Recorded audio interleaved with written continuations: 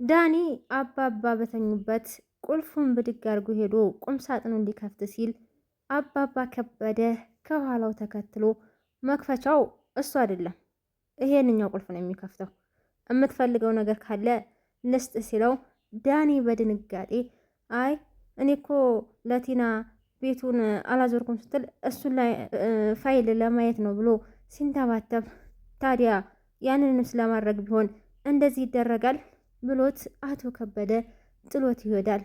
ቲና ከሄደችበት ከተዝናናች በኋላ ወደ ቤት ስትመጣ ጸባይዋን ቀያይራ እንዲሁም ካሌብን መፍታት እፈልጋለሁ ስትላቸው ለአባባ ከበደ አባባ ከበደ እንግዲህ ምን ነው ልጄ ትዳር አይደል እንዲህ ስላት፣ አይ ልትመክረኝ ባይሆን እንዳይሆን እኔ እናትና አባት መክረውኝም አያውቅም ብላ ኮስተር ትልባቸዋለች። በእሷ ቤቱን የእጁ አድርጋለች። ዳኒ እባክሽ ተረጋጊ፣ የማይሆን ነገር ወስነሽ የማይሆን ስህተት እንዳሰሪ ብሎ ቢመክራትም ምንድን ነው የምትለኝ? ይሄ ሁሉ ያደረኩት እኔ እናንተ በደስታ ለመኖር አይደል? አሁን ጊዜው አብቅቷል፣ እነሱን የምለምንበት ጊዜ አይደለም ብላ ዳኒንም ትኮሳተርበታለች።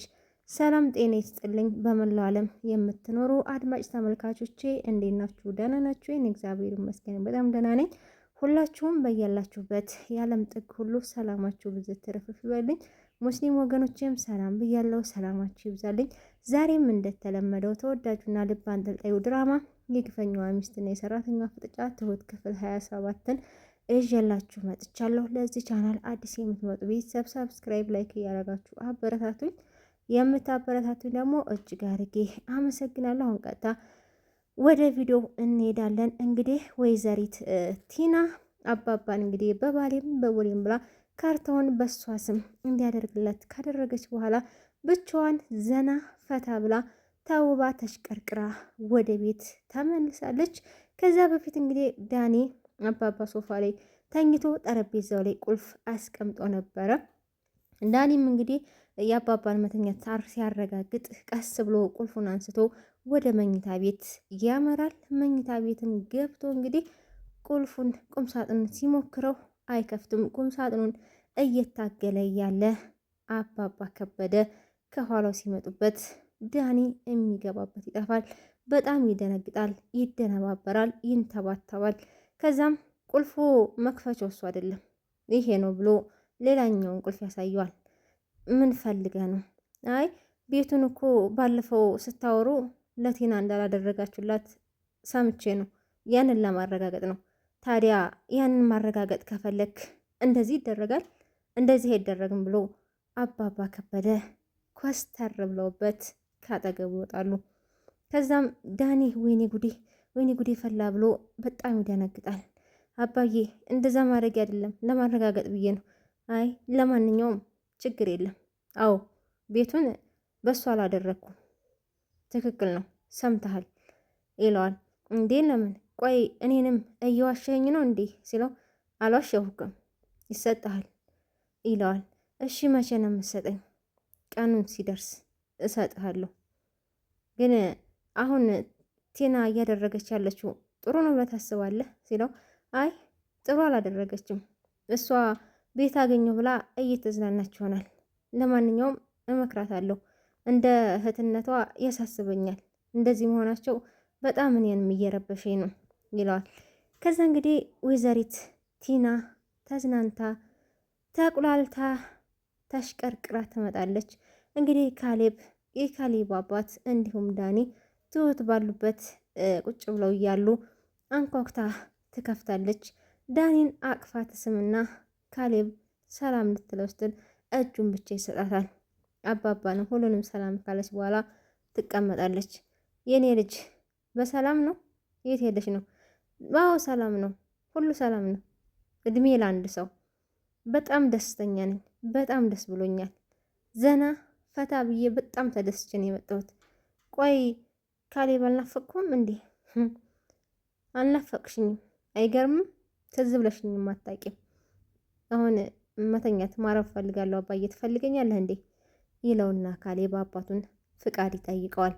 አባባ ከበደም አይ የኔ ልጅ አሁን አልፈልግህም፣ ማረፍ ከፈለክ ግን ማረፍ ትችላለህ፣ ሂድ ይለዋል። እሱም እንግዲህ ተነስቶ መኝታ ቤት ይተኛል። ከዛም ቲና በሁኔታው በጣም ትናደዳለች። እሷ ቤት እንኳን ደህና መጣሽ እንኳን ደህና መጣሽ ብለው አቅፈው እንዲቀበሏት ፈልጋ ነበር፣ ግን ማንም አባ ካና ያላት የለም። ከዛም እንግዲህ እንደለመደችው ሁሉም ጉልበተኛ አሸናፊ ወይ ነው የሚወጣው። ትሁት ጋር ትሄድና እንደለመደችው ትፎክርባታለች። ትፎክር ያለሽ እንጂ ተግባር ዜሮ ነሽ። አሁን እኮ ቤቱ የኔ ነው፣ ካርታውን በእኔ ስም እንዳዞረው አላየሽም እንዴ? መንቅሬ ሳስወጣሽ ከዚህ ቤት የዛኔ ትሁት ቲና ማሪኝ ትይኛለሽ ትላታለች። እሱን ማን እንደሚል ማን እንደማይል እናያለን። ትፎክር ያለሽ ግን አታደርጊም ትላታለች። እኔ ትሁት አይደለሁም እኔ ቲና አይደለሁም ብላ ቲና እንግዲህ ትሁት ላይ ደንፍታባት ከክችን ትወጣና ወደ ካሌብ ጋር ትሄዳለች።